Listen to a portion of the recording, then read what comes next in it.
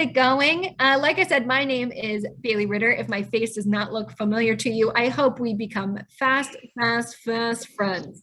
I am from Pontiac, Illinois, originally, here in the United States.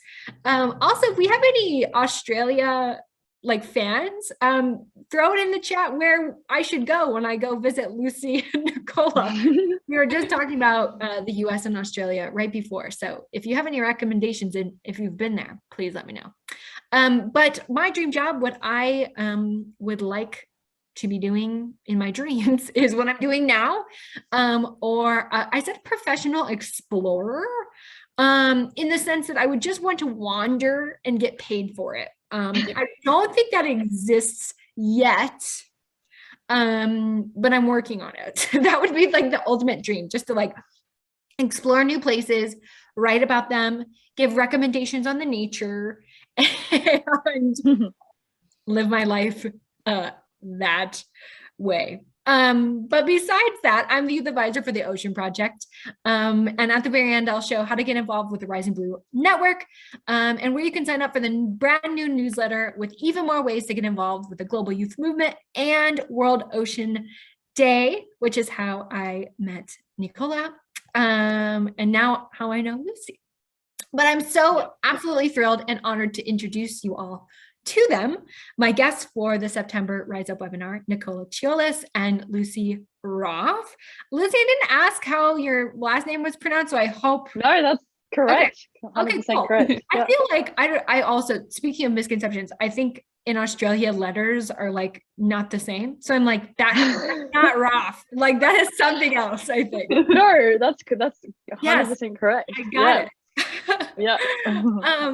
Anyways, this month's webinar is taking a critical look at our consumption of fashion and the impact it has on our blue planet and climate.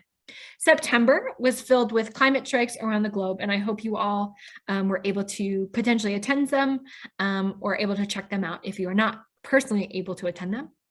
But these were largely led by young people demanding action for our collective future.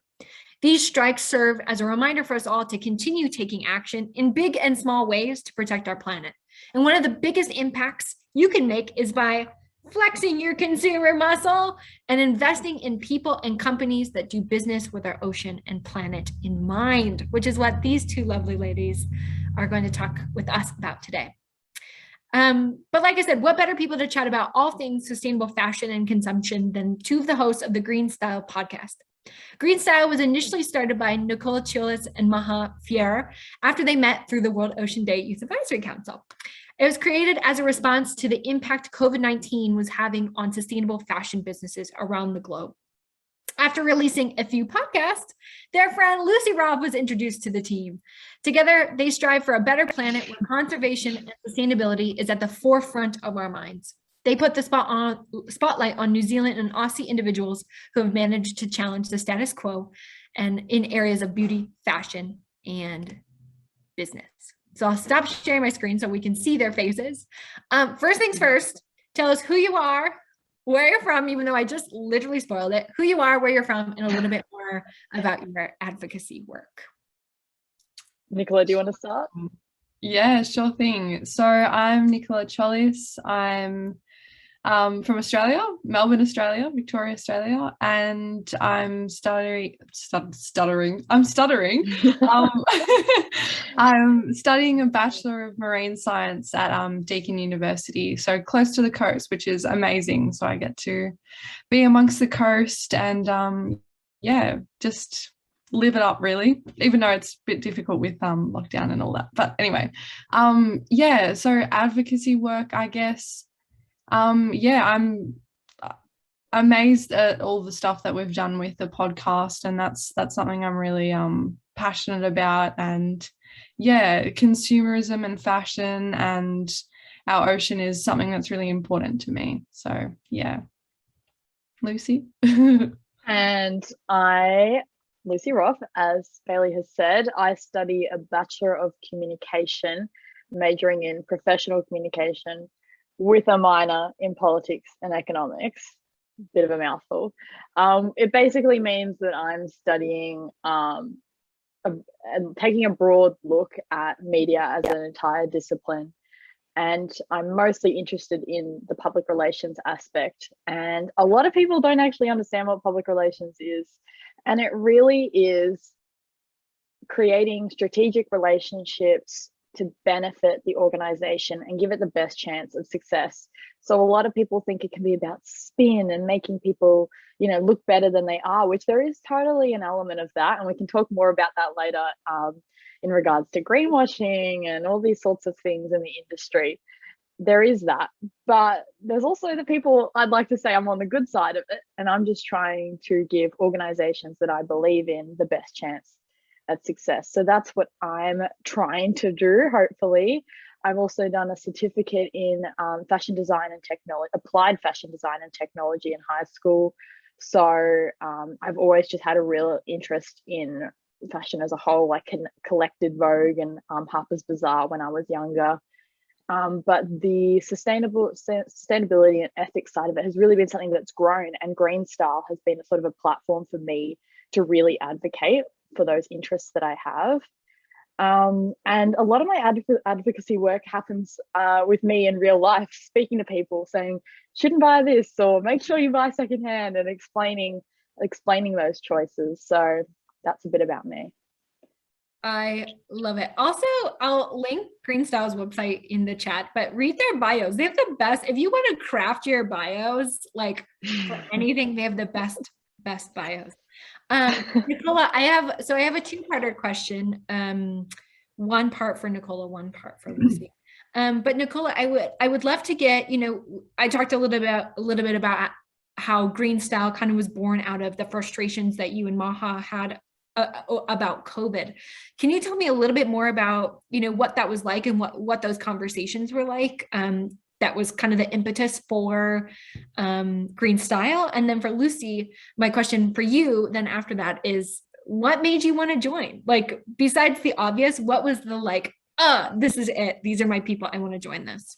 So Nicola, how about you go first?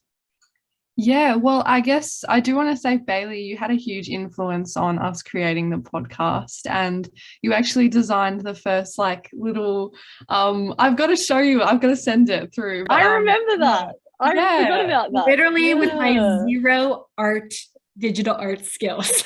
Lies. That's amazing. Complete lies. Yeah, it was incredible. And yeah, you definitely had a major influence on us really wanting to do a podcast and to speak the way that we are doing and all that. But I think for Australia and for New Zealand, obviously being a little bit more isolated from the world, and I mean, when borders shut, tourism is such a great, huge thing in Australia, especially that provides us with, income, and small businesses as well, and all of that.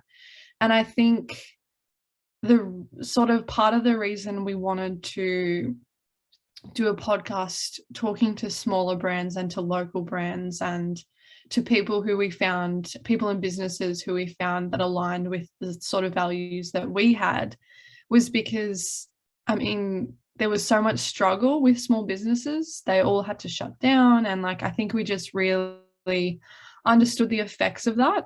And I think there are some great large companies that are doing great things, and that's amazing.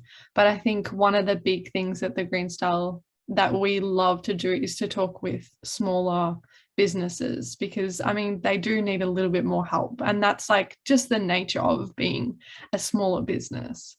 So I think having COVID and the shutdown of so many small businesses, it was the only way basically to connect these two issues together. So yeah.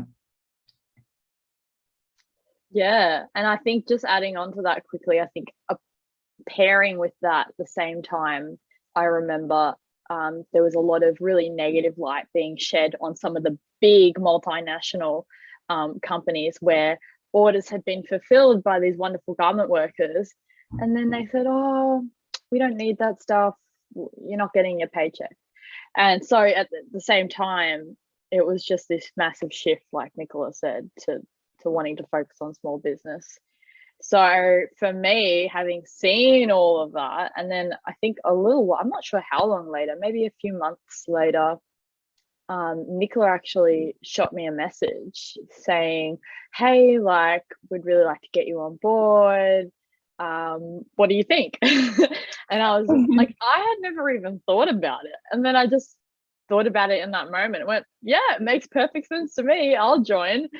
Just because it's just all of my interests. And I was like, perfect, that'd be great. And shortly after, I met with Maha, and we went from there. And it's been really, really fun and such an amazing learning experience for all of us. So yeah, I've really enjoyed it.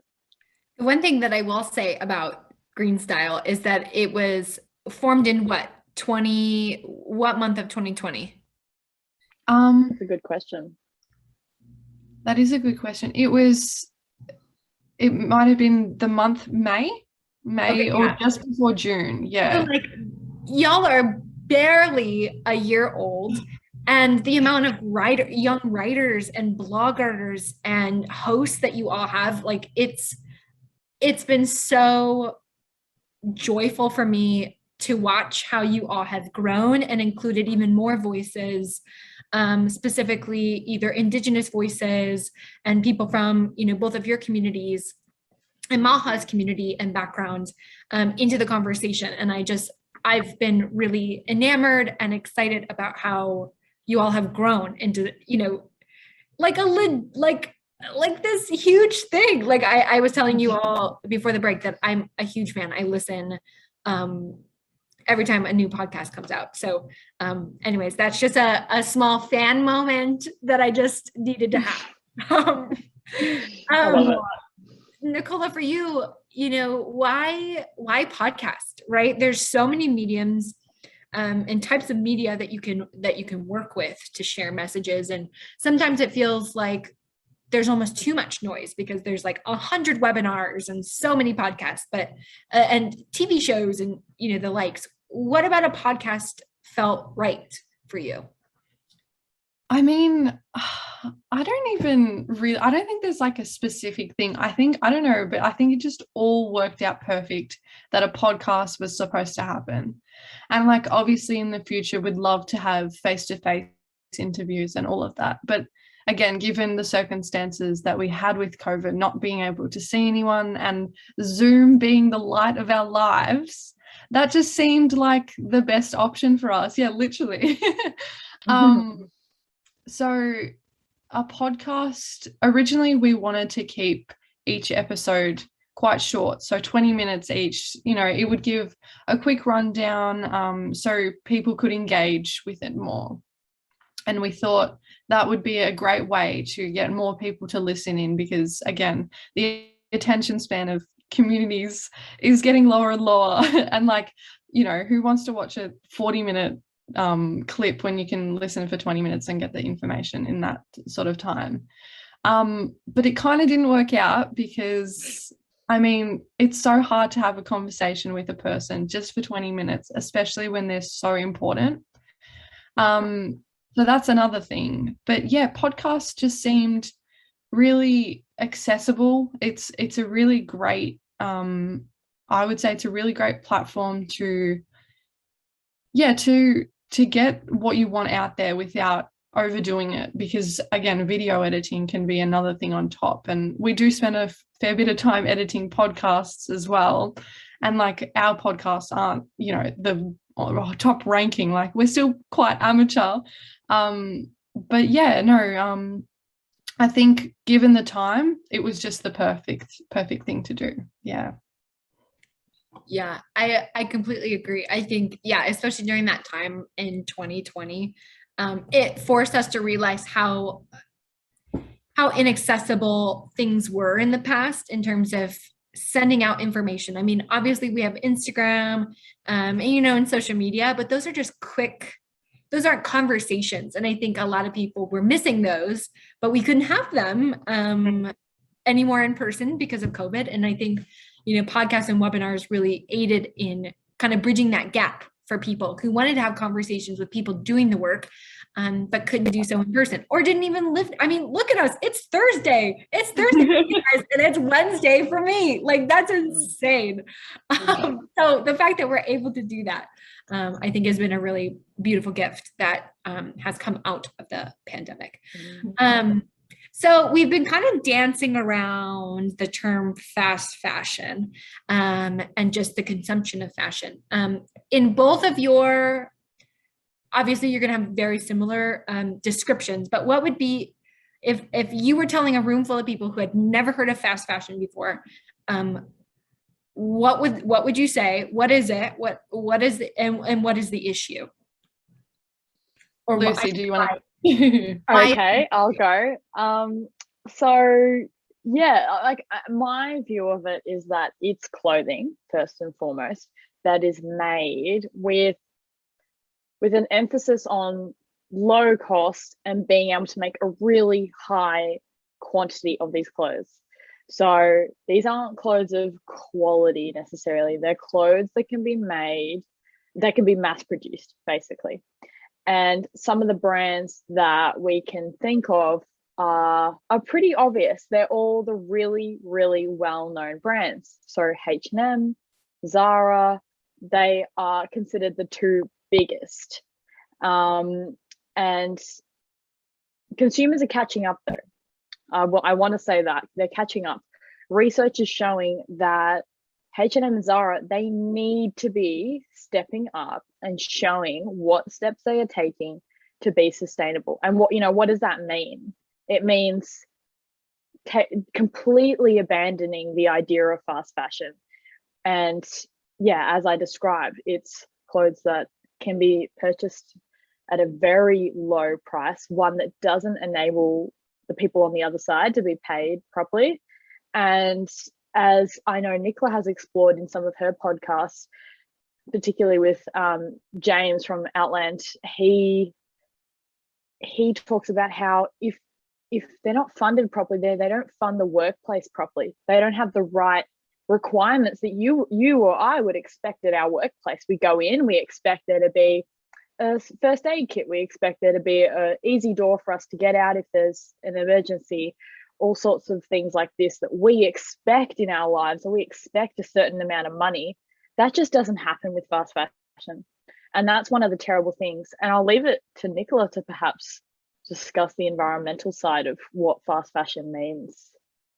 So do you want to add on to that?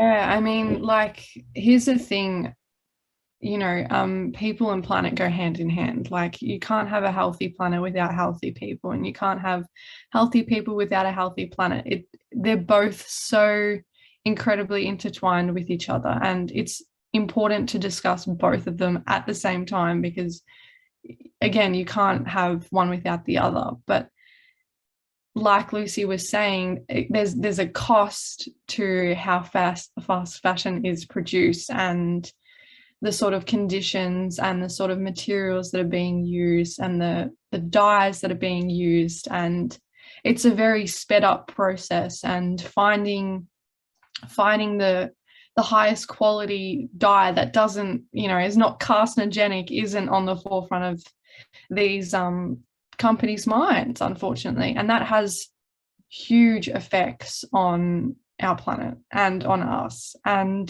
that's just in just making the product. What about where the products end up afterwards? Because most of the time, fast fashion is produced to not last as long as something else that was produced with quality. So not only have you got pretty much toxic fashion, but you've also got the build up of all this throwaway material, which now has nowhere to go until you throw it in landfill.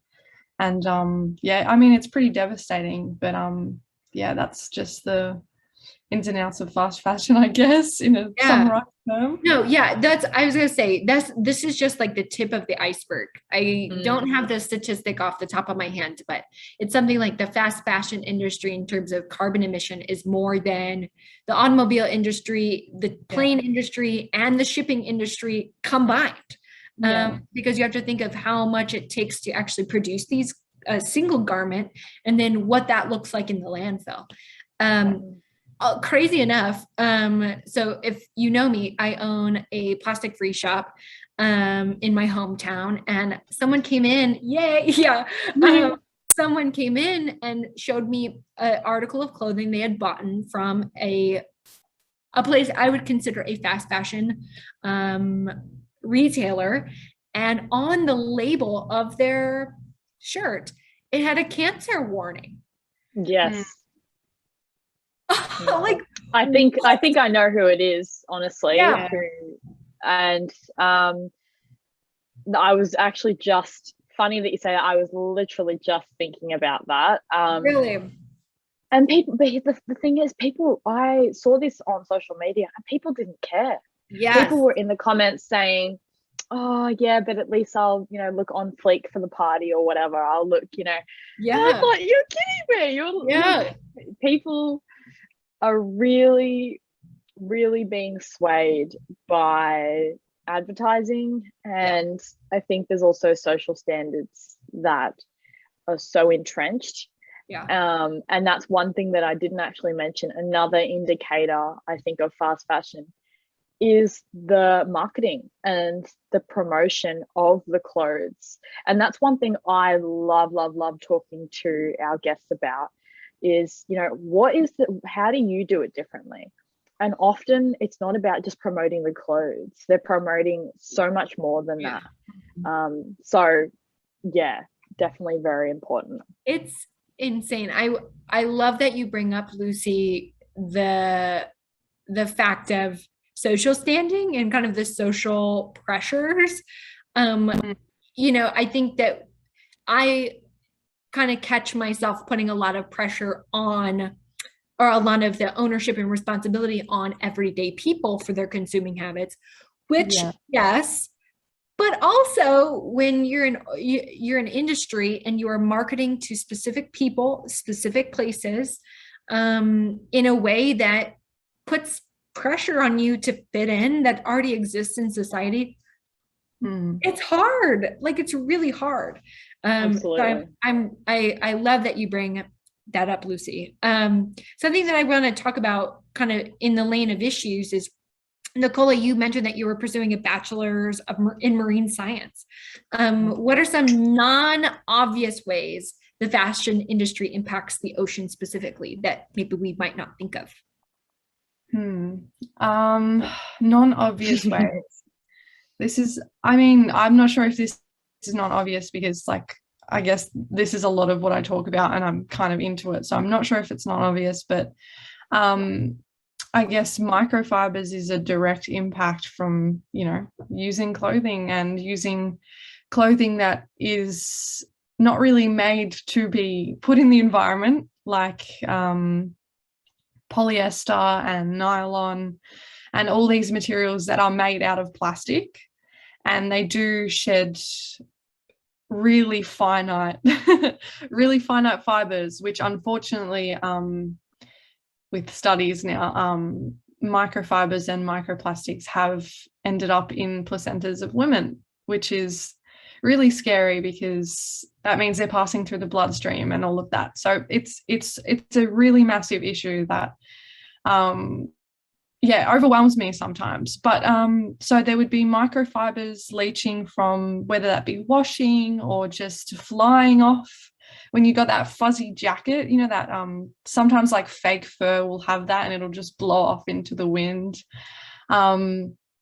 That's a huge impact. But also, again, I don't know if it's non-obvious, but the industries or the places where these garments are being made, the chemical runoff that is being used from, dyeing or just creating these clothings is huge. And I remember seeing rivers in Bangladesh and in India and in other places like Nepal as well, just colorful, but in a way that was not not natural, like red and really deep blues from the dyes of denim and other fabrics. And it's heartbreaking because those will then, I guess this is a little bit more non-obvious, but the chemicals that are in that obviously affecting nature, but the increase of nutrients, just nutrients in general,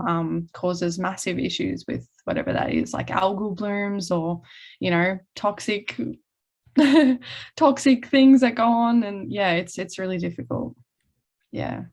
I always try and remind people, I'm like, your genes did not come out of the plant blue.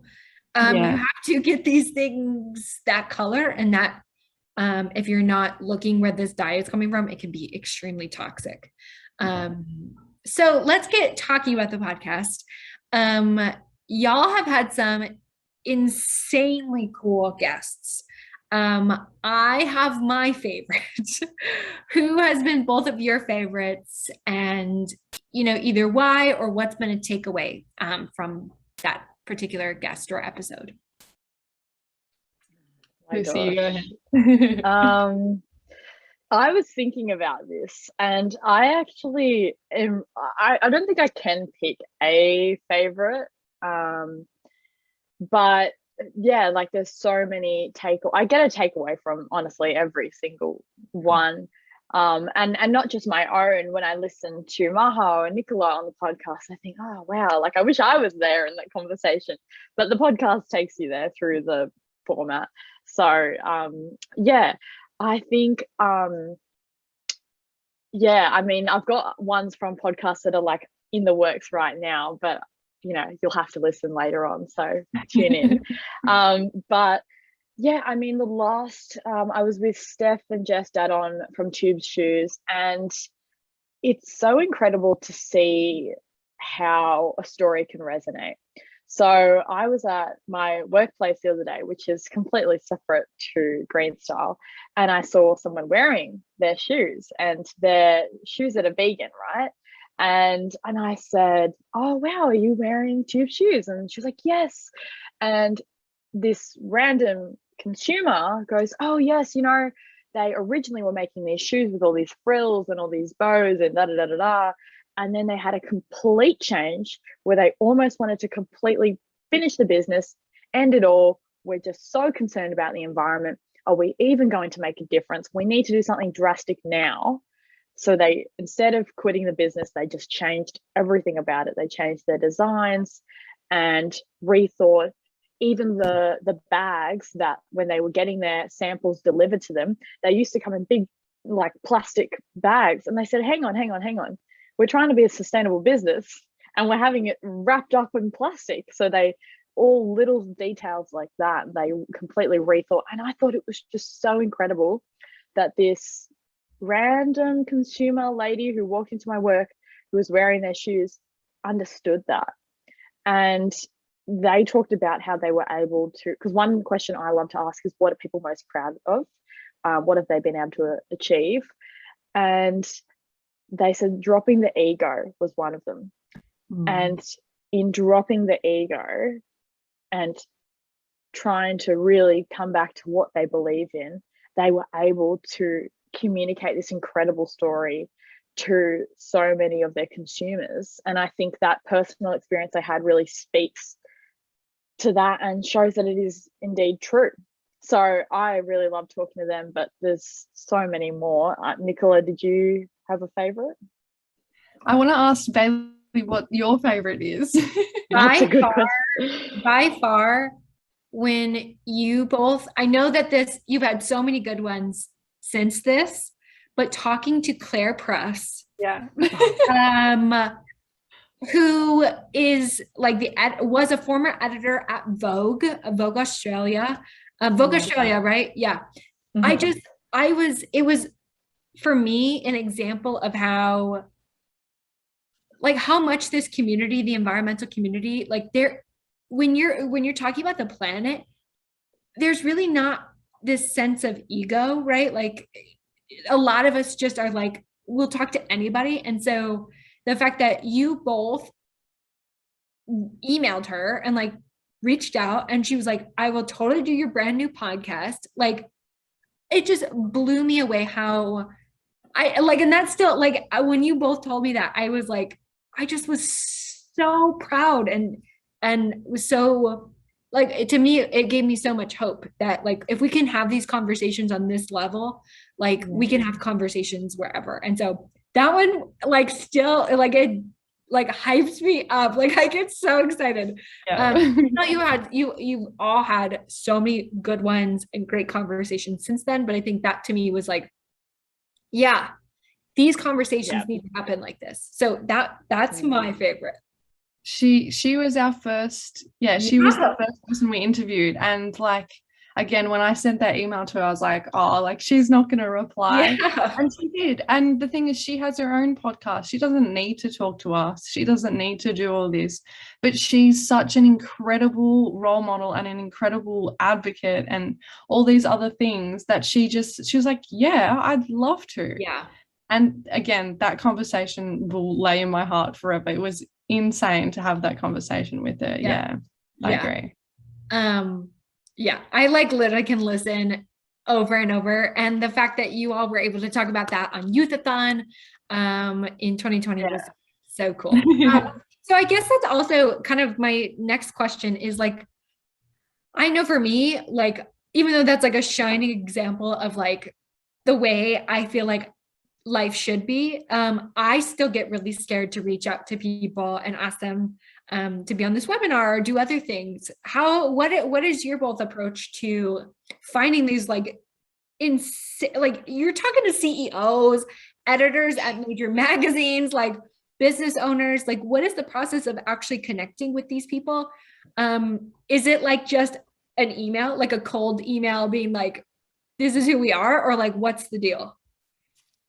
Yeah, it's a process, let's say that.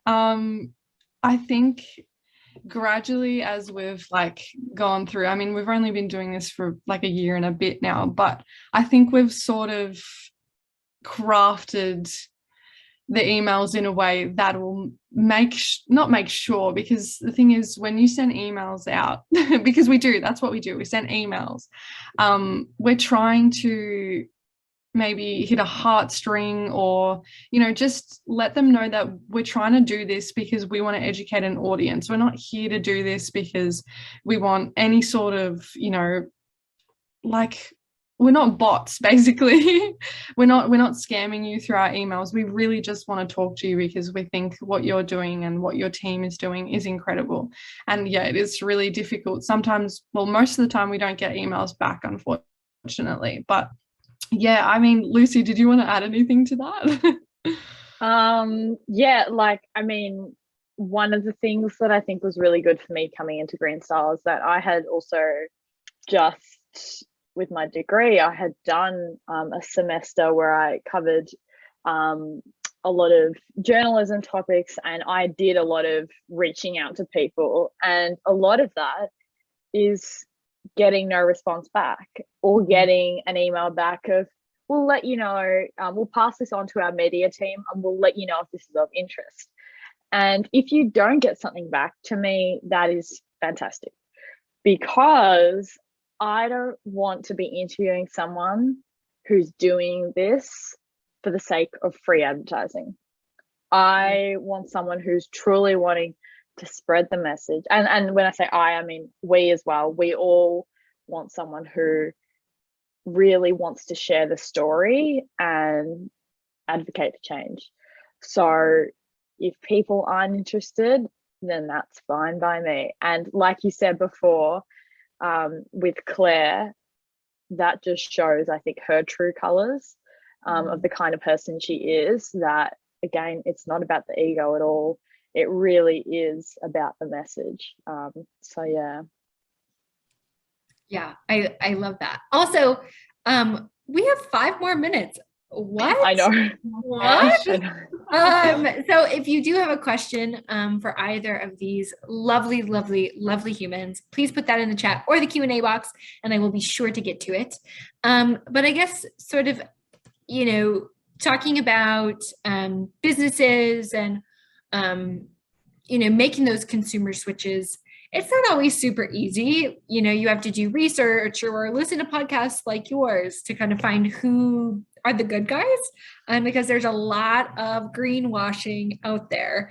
Like the fact that H&M has a sustainable line, look into these things. But I guess a question for, you both is, what are some recommended brands or places that viewers should check out? Or what are just some tips that you should look for in general, or either red flags maybe when you think something is sustainable, but it's really not? So brands people should check out, or I guess, what are either red flags or what should people look for when searching?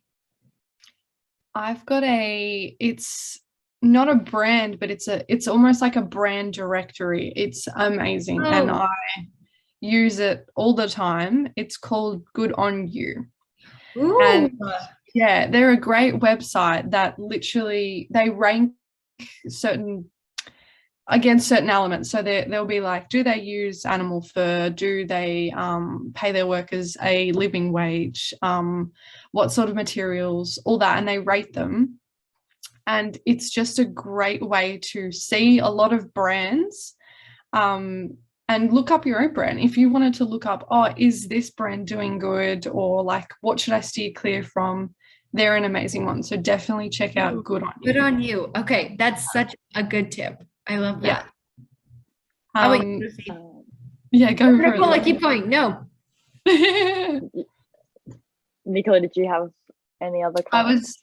I was just going to say a little red flag is when you are looking for what sort of ethics this brand has, or what sort of, what are they doing in the sustainability field or the ethical field. And if they don't have any information, that's usually a good sign that there's a reason they don't have any information, because they're not being, transparent about what they are doing. So maybe send them an email or check them out a bit deeper over the other internet sites. That's a good one. I hadn't even thought about that, checking their websites.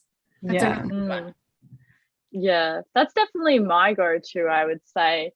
But I think you do have to know that within the masses of people, not everyone is going to be the person standing at the front of the protest, the big march that it all is.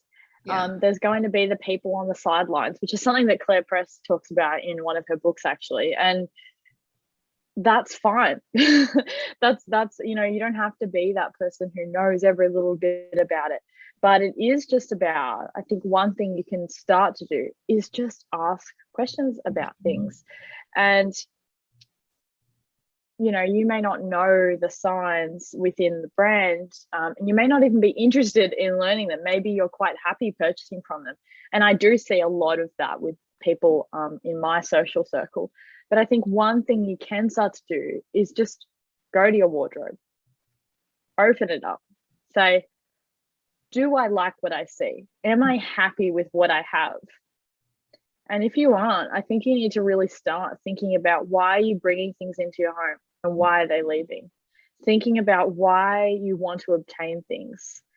And for me, that it can be a hard process, because then it's a bit of a reflective practice, and you've got to be honest with yourself and think, did I buy this because I wanted to look like so-and-so? Did I buy this because I wanted to impress this person? Did I buy this for this reason? If it's for anything then that's like not yourself, then I think that's where you need to really be considering it. And then the next step may be to go, well, where's this from? Where is this? Was this made in an ethical way? How much did I pay for this again? I've forgotten now. Those can be, I think the starting point can be just considering what you have.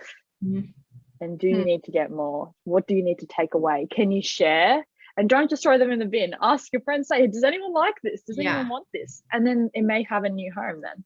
Yeah. So that's some easy suggestions that I would give.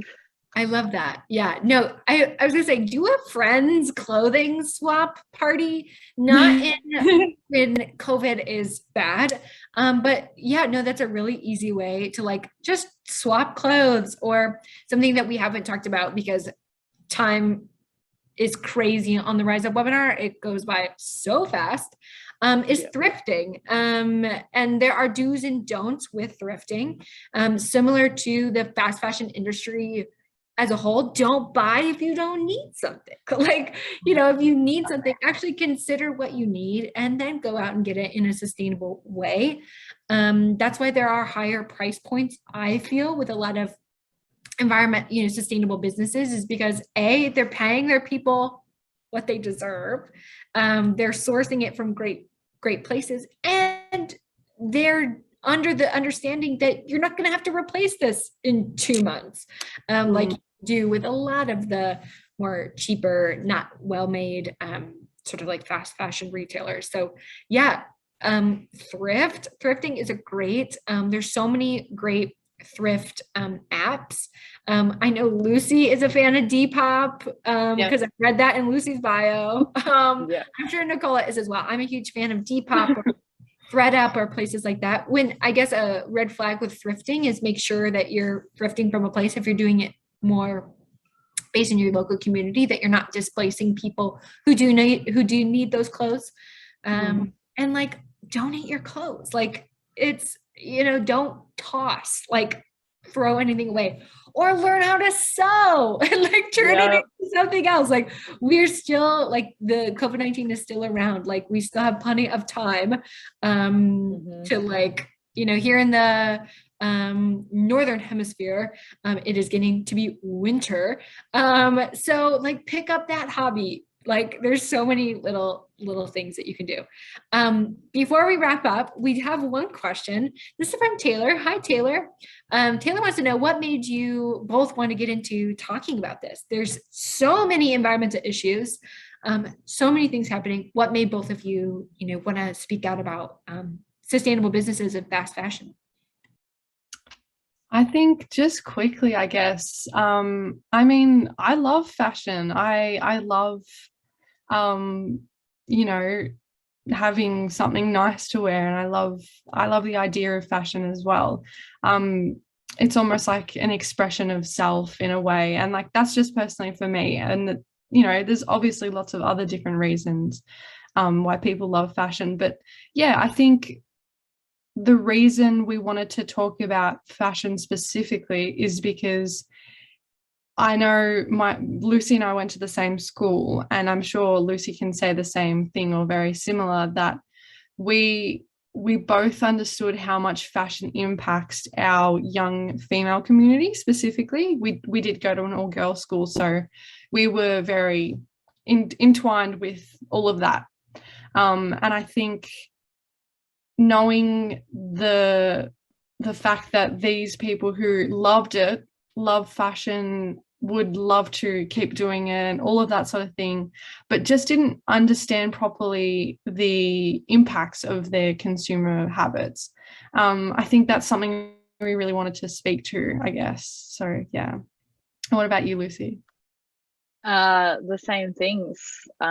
Exactly what Nicola said. And I think for me, like, loving fashion's almost been a bit of a rebellion because of a lot of the gender norms that are enforced on women. It's almost like it's just selfish or too materialistic or superficial if you love fashion. And I think that we really have to get rid of those silly stereotypes, because shunning the hobbies and loves and interests of women is so outdated. And I think we do really have to explore it as a women's issue, because a lot of women are affected by the fast fashion industry, particularly garment workers. But this is something that's not going away, and it's staring at me every single day, because as a normal person, this is something I want to say, is that of course I want to buy things too. I'm not this person who lives on the ground and just wears leaves, and I'm like this greenie libertarian left folk. I'm a person who sees Kylie Jenner's videos. I watch The Real Housewives and things like that. I am not immune from these things, and I have to flick it off all the time. But that doesn't mean you can't enjoy the Real Housewives. I love the Real Housewives. But yeah, so yeah, same as what Nicola said. Yeah. I love that. What a great way to end. We started talking about pop culture and now we're ending it also talking about pop culture. Absolutely. I love it. I want to share a couple of resources with all of you who are still on here to take action now. It's getting so dark. Oh my gosh, like you can really tell it's daytime there and nighttime here. Wow. Anyways, if you all are interested, like I said at the beginning, I wanted to share a couple more ways for you all to get involved. If anything that Lucy and Nicola said resonated with you, here's some ways right now you can take action for both our blue planet and its people. First and foremost, go ahead and follow World Ocean Day on Instagram, Twitter, and Facebook every single day. We are posting new ways to get involved with our ocean and youth movement around it, as well as just really quick action items like signing petitions and signing the 30 by 30 petition to protect 30% of our planet by 2030 and things like that. So go ahead and give that a follow. I'm educated endlessly by this channel every day. Second, Climate Reality Leadership Core training. It is remote and online, which is crazy. Another beautiful silver lining out of the pandemic is to get certified as a climate reality leader. That is October 16th through the 24th. It is limited seating, so definitely give that a check out. 3 is subscribing to the Rising Blue Network newsletter for even more ways to get involved and learn about young people like these 2 people who are doing great work around the globe and how you can get involved with them. And last but certainly not least is on November 10th, CNN is holding the first ever Call to Earth Day. And if you're interested in being spotlighted by CNN for your work on this day, just give that little QR code a little picture. I don't have my phone with me, but literally just pretend like you're taking a picture and it'll pull up the link. Yeah, super easy. So yeah, like I said, these are ways to get involved now. I hope you all are as inspired and as filled as I am with this conversation. I'm also a huge, I'm not going to call myself a fashionista, but I also you look beautiful, Bailey. Thank you. I'm like fishing for that compliment. I'm like, not that I'm like a photo fashion icon, but no, I also part of my creative personality comes out in my clothing and I love to express myself that way. So, this is a conversation that I think is so important. And I really appreciate both you, Lucy, and Nicola, for being honest and authentic with, it's not easy and we're not perfect. I'm wearing my dad's shirt, but like my shorts I bought new. And it's a learning process and you got to figure out where you fit in, just like the entire environmental community in general. So thank you. Thank you for being authentic and being here so early. It's 10 a.m. for them, y'all. So give them lots of love. I got class in half an hour. Yeah. And I have to eat dinner. What a strange phenomena. Wow. Like I said, oh, thank you. The lights are on. Anyways, thank you guys so much. Please listen to their podcast. Please go to their website and watch and read their blog. They are just insane advocates for this issue. And I'm very proud of you, Nicola. And now my new friend, Lucy, I'm equally as proud of you. So thank you guys so much for being here today. I hope to see you at the next Rise Up webinar in October. Thank you guys so much for being here. Thank you, Bailey. Thank you. Have great days, everybody. See you.